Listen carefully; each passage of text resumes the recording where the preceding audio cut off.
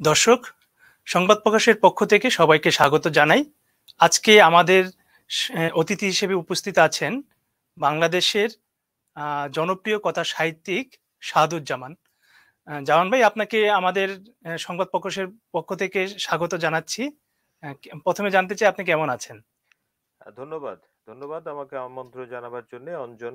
আ আমি তো আছি, মোটামুটি ভালোই আছি। আচ্ছা। আমি আমি যতটুকু জানি যে আপনি থাকেন প্রবাসে, কিন্তু আপনার মন পড়ে থাকে বাংলাদেশে এবং সুযোগ পেলেই আপনি বাংলাদেশে চলে আসেন। তো হ্যাঁ, তা তো এট বটেই। এটা শুধু আমি কেন, প্রবাসে যারা থাকে তাদের সবারই মন পড়ে থাকে বাংলাদেশে। আর আচ্ছা, আচ্ছা। আমার একটা সুযোগ আছে, কাজকর্মের সূত্রে আমি প্রায় বাংলাদেশে যাই। তো যোগাযোগটা আছে সেভাবে আরকি। আচ্ছা। আ জাহান ভাই, ভাষার মাস চলছে এবং হুম, ২১শে ফেব্রুয়ারি মানে সব মিলিয়ে একটা প্রশ্ন, আ মানে খুব কৌতূহলী প্রশ্ন আরকি সবার কাছেই, যে যারা প্রবাসে বাস করেন তাদের আ বাংলা ভাষার চর্চাটা কিভাবে হয়? মানে আমি বলতে চাচ্ছি যে আপনাদের কর্মস্থল অন্য ভাষার, আপনাদের হুম, প্রতিবেশী অন্য ভাষী, হুম, হ্যাঁ? আপনাদের সবার সঙ্গে মিশতে হয় অন্য একটা কালচারের সঙ্গে। তো হুম, হুম। সেইখানে বাংলা ভাষার চর্চাটা আ আপনি ব্যক্তিগতভাবে এবং সামষ্টিকভাবে যদি একটু মানে আপনার বিশ্লেষণটা বলেন। আচ্ছা, এখন তো বাংলাদেশের মানে বাঙালি প্রবাসী যদি বলা হয়, পশ্চিমবঙ্গ এবং বাংলাদেশের বাঙালি মিলিয়ে একটা বিশাল সংখ্যা বিদেশে থাকেন, পৃথিবীর নানা দেশে ছড়িয়ে থাকেন। প্রায় ২-৩ কোটি হবে আরকি। তো এটা বিশাল সংখ্যা। তো তাদের তো এমনিতেও জীবন জীবিকার একটা ব্যাপার আছে। কিন্তু এর পাশাপাশি তাদেরও তো একটা সাহিত্যের আকাঙ্খা আছে, ভাষার আকাঙ্খা আছে। তো সেটার ভেতর দিয়ে প্রবাসীদের এক ধরনের সাহিত্য চর্চা তো হচ্ছে। আগেও হয়েছে, এখনো হচ্ছে। আ মানে আমি বলব যে প্রবাসীদের সাথে ভাষার যে সম্পর্ক সেইটা অনেকটা যারা যে দেশের ভেতরে থাকেন তাদের থেকে সেটার একটা ভিন্নতা আছে। এখন যেটা আপনি বললেন যে প্রবাসীরা তো একটা অন্য ভাষা বলয়ের ভিতরে থাকে।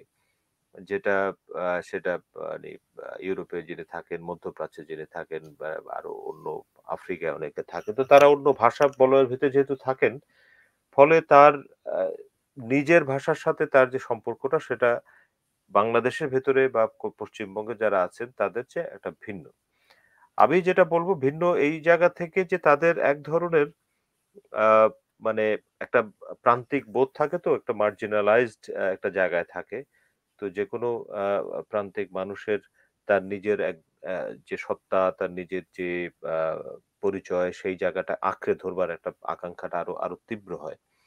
তো সেই জায়গায় থেকে আমি দেখেছি যে যারা প্রবাসে থাকেন, বাংলা ভাষার ভেতর দিয়েই তারা আ মূলত তাদের যে দেশের যে সত্তা সেটার সাথে যোগাযোগটা ঘটে। তার মায়া আ আ আমি বলব যে অনেকটা বেশি। একটা ভিন্ন ধরনের একটা মায়া তৈরি হয়।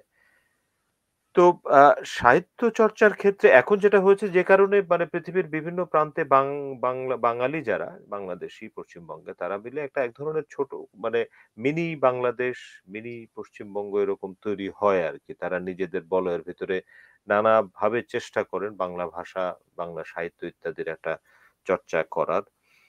আর এখন তো নানা রকম বইমেলাও হয়। নিউ ইয়র্কে হয়, লন্ডনে হয়।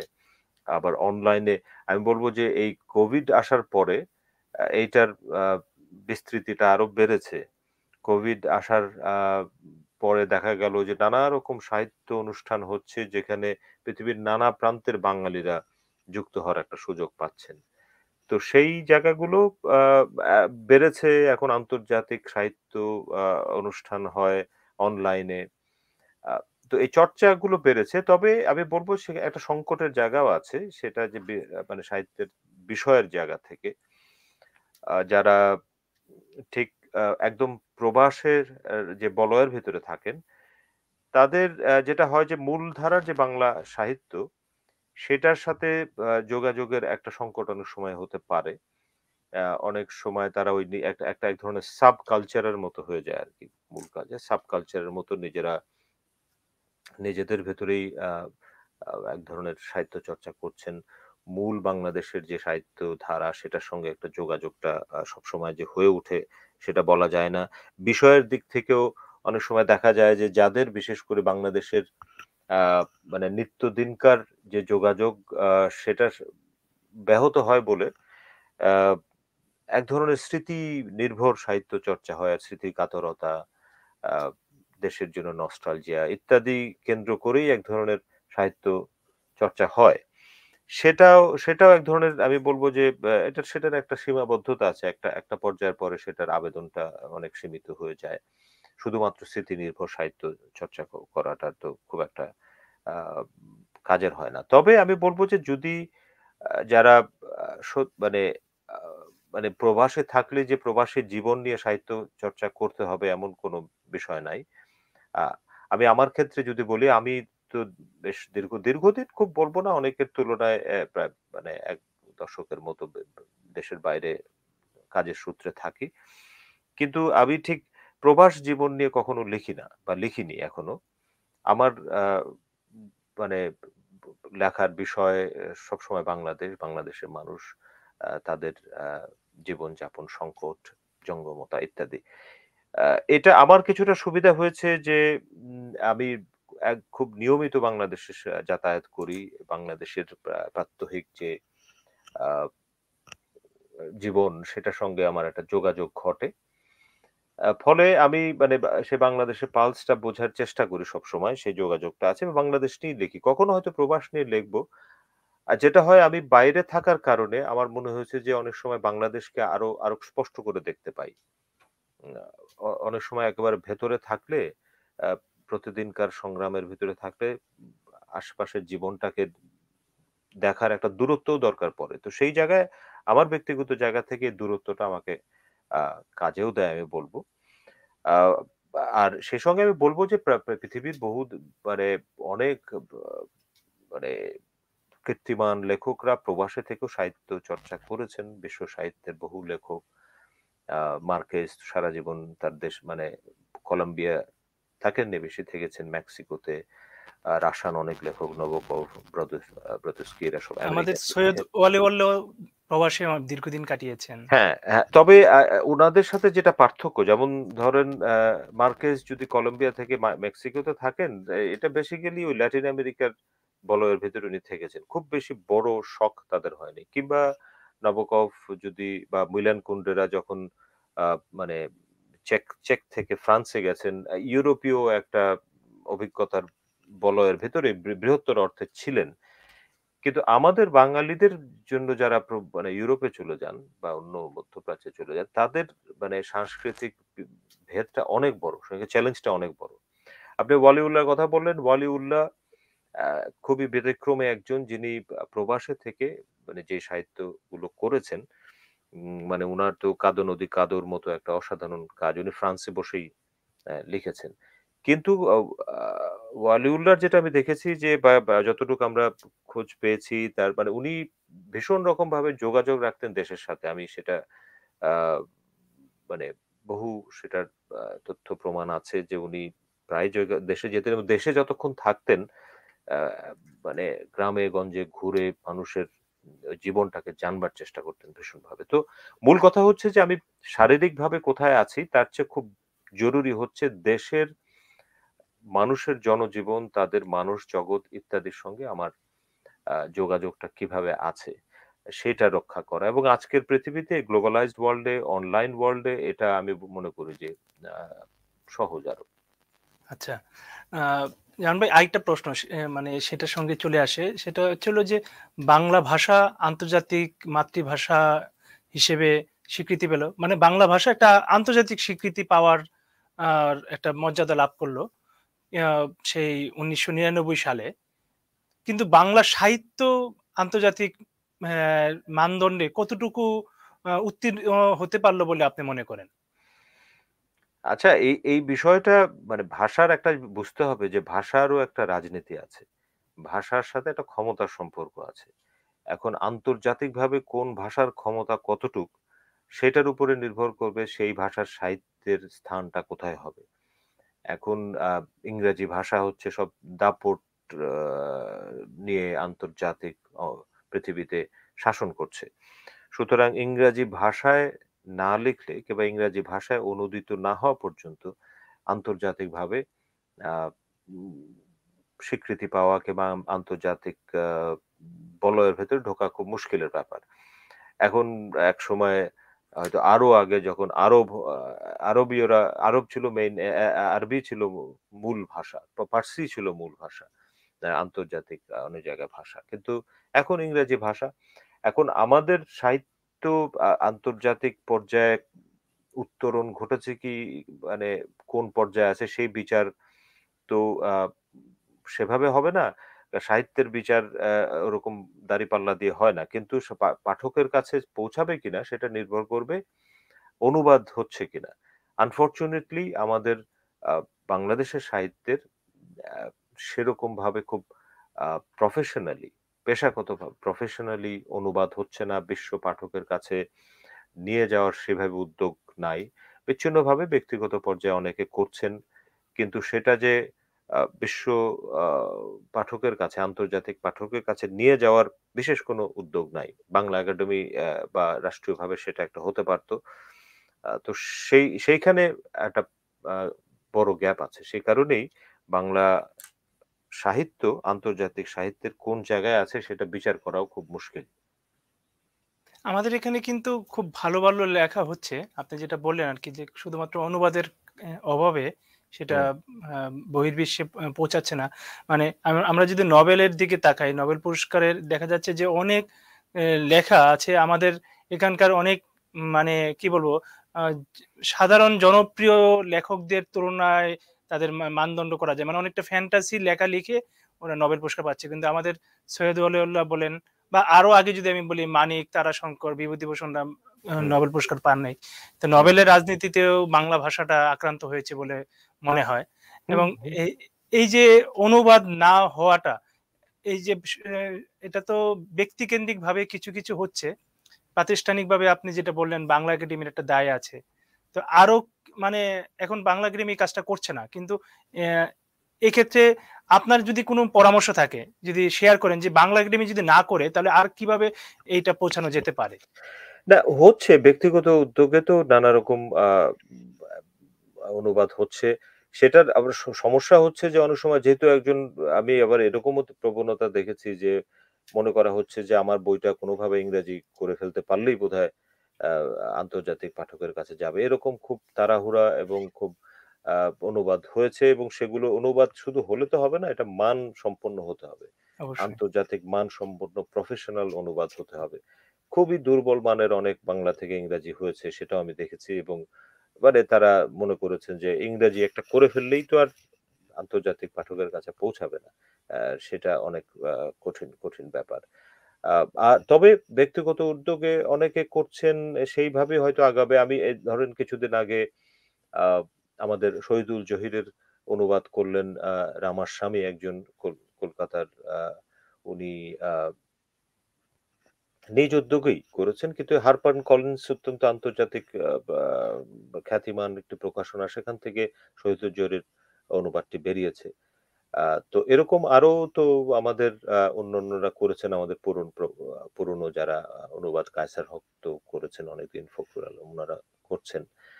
আ ভালো মানের। কিন্তু পরবর্তী প্রজন্মেরও আমি অনেক তরুণী নতুন প্রজন্মের আ অনুবাদক আমি দেখতে পাচ্ছি যারা ব্যক্তিগত জায়গা থেকেই করছে। এখন তার সাথে বা প্রকাশনাও একটা রাজনীতি আছে তো যারা আন্তর্জাতিক প্রকাশকদের সাথে যোগাযোগ ঘটার ব্যাপার আছে। আ তো এইটা কনস্ট্যান্ট চালিয়ে যেতে হবে। আমাদের এখানেও ভালো কিছু প্রকাশনা আছেন। ইউপিএল তারা অনেক ইংরেজি বইও করেন। তাদের আ কিভাবে মার্কেটিং করতে পারেন, বিশ্ব পাঠকের কাছে যেতে পারেন সেই জায়গায় একটু মনোযোগ দিতে হবে। তো এটা আরেকটু একটা আমি বলব যে একটা প্ল্যান্ড এই বিষয়টা নিয়ে এক ধরনের আ আ একটা ভালো পরিকল্পনা প্রয়োজন। একই সঙ্গে আরেকটা বিষয়ও চলে আসে। আমি আজকে দেখছিলাম ম্রো ভাষার আদিবাসী ম্রো তাদের ভাষায় একটা বই প্রকাশ হতে এবং যার হাতে বইটা মানে আমি দেখেছি উনি পড়তে জানেন না। কিন্তু হুম, উনি আ মানে তার যে আবেগ, হ্যাঁ? যে তার ভাষায় একটা বই লেখা হয়েছে। সে বর্ণমালার উপর হাত বুলাচ্ছে। হুম, এবং হুম, তার শিশুটাকে দেখাচ্ছে এটা তার ভাষা হুম, এবং সে এগুলো কিছুই পড়তে পারছে না। হুম, এই হুম, যে আপনি যে আমাদের আলোচনার শুরুতে যেটা বললেন যে ভাষার আধিপত্যবাদ বা তার একটা সাম্রাজ্য এবং হুম, শক্তিমত্তার, আমাদের বাংলাদেশেও কিন্তু অনেক আদিবাসী আছে যাদের হুম, মাতৃভাষায় তারা কথা বলতে পারছে না বা মাতৃভাষাটা মরে যাচ্ছে।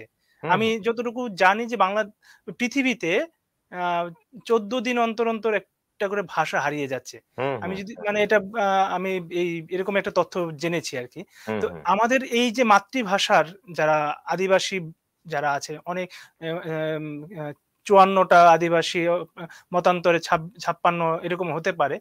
তো ওদের ভাষাটাও তো টিকিয়ে রাখার একটা ব্যাপার আছে এবং তাদের ভাষাটা এক কিভাবে টিকে থাকতে আপনি মাঠ পর্যায়ে কাজ করেছেন একটা সময়ে হুম, অনেক হুম, গ্রামে গঞ্জে দেখেছেন এরকম হুম, হুম, হুম। অসহায় মানুষদেরকে। তো ওই মানুষগুলোর মাতৃভাষা কিভাবে টিকিয়ে থাকতে পারে বলে আপনি মনে করেন? এটা তো অত্যন্ত গুরুত্বপূর্ণ ব্যাপার। মানে ঠিক একইভাবে ভাষার আধিপত্য যেমন বললাম, বাংলা ভাষা আন্তর্জাতিক বড়, বড় মানে ইংরেজি ভাষার দাপটে যেমন আ এগোতে পারছে না, ঠিক একইভাবে বাংলাদেশের ভিতরে বাংলা ভাষার দাপটে অন্যান্য যে আ ক্ষুদ্র নিগোষ্ঠীর ভাষা যে। নৃগোষ্ঠীর যে ভাষাগুলো আছে সেটা তো এরকম ওই দাপটে নিশ্চিহ্ন হয়ে যাওয়ার ঝুঁকি আছে। অলরেডি নিশ্চিহ্ন হয়েও গেছে অনেক ভাষা। সেটা তো ভীষণ একটা খুব ভয়ংকর ব্যাপার। শঙ্কার বিষয়। হ্যাঁ, শঙ্কার ব্যাপার। এবং আমার জানা মতে তো অ্যা মানে এর বেশ কিছু উদ্যোগ নেওয়া হয়েছিল যে কিভাবে এই নৃগোষ্ঠীর বিভিন্ন নৃগোষ্ঠীর ভাষাকে আ আলাদা করে চর্চা করা যায়। এটা রাষ্ট্রীয়ভাবে নেওয়া হয়েছে। এই জায়গাটায় নিঃসন্দেহে রাষ্ট্রীয় দায়িত্ব আছে। এখানে একদম। ব্যক্তিগত কিন্তু এইটা আমি আপনাকে মানে এটার একটা ফুটনোট দিতে চাই যে আমরা একটা প্রতিবেদন করেছিলাম ঢাকাতেই সেগুনবাগিচায় আন্তর্জাতিক মাতৃভাষা ইনস্টিটিউট করেছে সরকারের পক্ষ থেকে। তাদের আ মানে মূলত দায়িত্ব দেয়া হয়েছিল যে আদিবাসী ভাষাগুলোকে টিকিয়ে রাখার স্বার্থে। আমরা আ এটার প্রতিবেদন করতে গিয়ে দেখতে পেলাম যে ওদের অবস্থা আরো বেশি করুণ। একজন আরেকজনকে দেখাচ্ছে এবং শেষ পর্যন্ত যাকে দেখালো এটা শুধুমাত্র একটা চেয়ার ছাড়া আর কিছু না। মানে এই যে মানে নখদন্তহীন একটা বাঘ। করুণ বলতে কি বলতে চাচ্ছেন? মানে কি মানে কেউ নাই, লোক ওদের নাই, জন নাই? না। আমরা আমরা বলছি যে আমরা কার কাছে যাবো? এটার এই বিষয়টা নিয়ে কে কথা বলবে? একজন বলছে যে অমুকের কাছে যান। আমরা অমুকের কাছে গেলাম। সে বলল, "আমি অথরিটি না। আমি এটা বলতে পারব না।" অমুকের কাছে যান। একদম সরাসরি আমরা পরিচালকের কাছে গেলাম। পরিচালক বলছে, "দেখো আমার ভাই আমার লোকবল নেই। আমি সেইভাবে কাজ করতে পারছি না।" এই হচ্ছিল তাদের একটা অবস্থা। আমি ভেতরকার অবস্থা ও বললাম আমার ও আচ্ছা, আচ্ছা। সাংবাদিকতার জায়গা থেকে। না, এটা তো আন্তর্জাতিক খুবই মাতৃভাষা দুঃখজনক। ভাষা ইনস্টিটিউটের অবস্থাটা এরকম। এটা যাদের তো কাজ ছিল এটা। খুবই দুঃখজনক। এটা তো হ্যাঁ, আমি তো এটা জানতাম না যে যেটা বলছেন যে এরকম যদি পরিস্থিতি হয় তো এটা শুধু কথার কথা বলে একদম। মানুষকে এক ধরনের জাস্ট আ এক ধরনের টিক বক্স দেওয়া যায় না, আমার একটা আন্তর্জাতিক মাতৃভাষার ইনস্টিটিউট আছে। এই টিক দেওয়ার জন্য একটা ইনস্টিটিউট করার তো কোনো মানে নাই। একদম। তো এটা এটা এটা এই আমার মনে হয় যে এইসব প্রতিবেদন আপনারা প্রকাশ করেন। আরো পত্র-পত্রিকায় আরো বেশি লেখা হওয়া উচিত যাতে এটা একটা চাপও তৈরি হয়। যে একটা প্রতিষ্ঠান শুধু করলে তো হবে না, তার রিসোর্স দিতে হবে। এবং এটা খুব জরুরি এই আ অন্যান্য ভাষায় বাংলাদেশে যেগুলো আছে সেগুলিকে বাঁচিয়ে রাখা। আচ্ছা। আ জামিল ভাই একদম আমরা কাছাকাছি আসছি শেষের দিকে। আপনার লেখা নিয়ে একটু কথা বলতে চাই। আপনি যতটুকু জানি যে বাংলাদেশের ২০১৩ সালে যখন শাহবাগ মুভমেন্ট হয়, সেটা নিয়ে আপনি কাজ করছেন।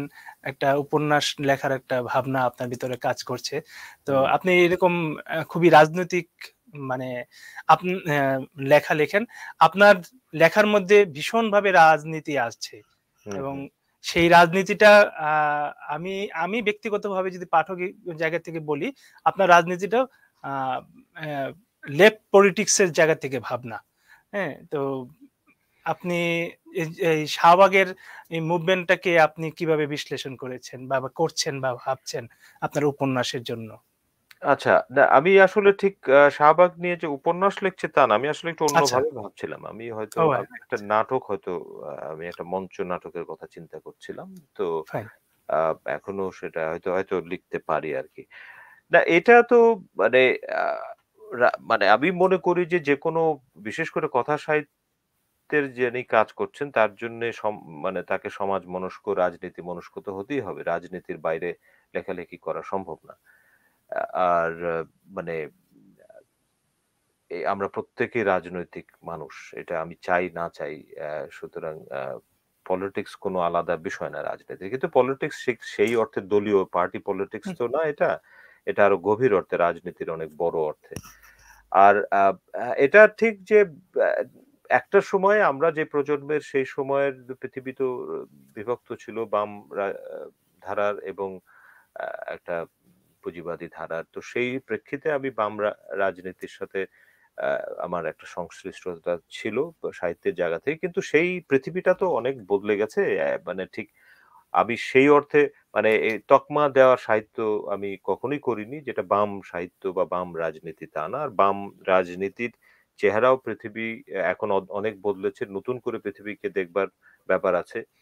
সেই আগের যে কোল্ড ওয়ার যে পৃথিবী সেটা সেই জায়গায় নাই।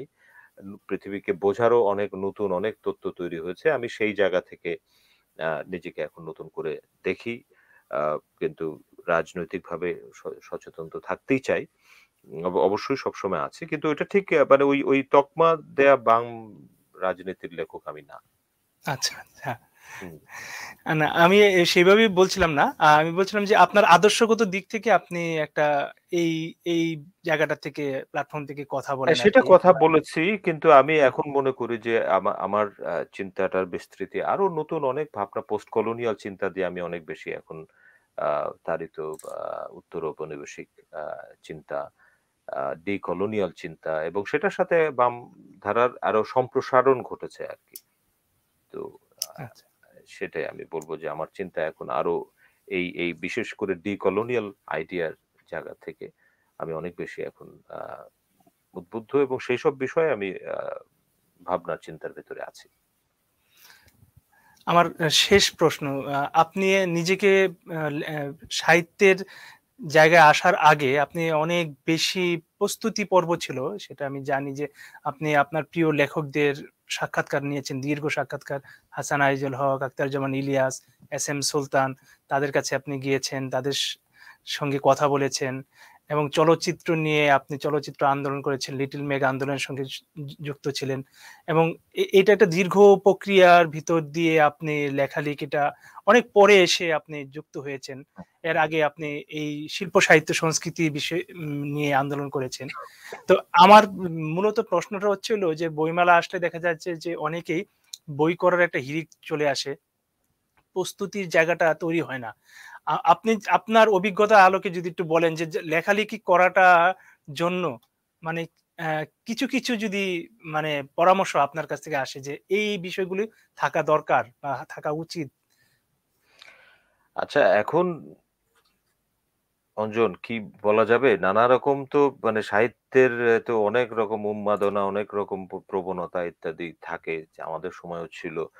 এখন সেটার আরো আ মানে অনলাইন ইত্যাদিকে ভিত্তি করে নানা রকম চর্চা হয় আরকি। তো এটা যার পথ তার আ আ কেউ কাউকে আমি তো মানে এরকম আ জ্ঞান দেওয়ার পক্ষপাতী না।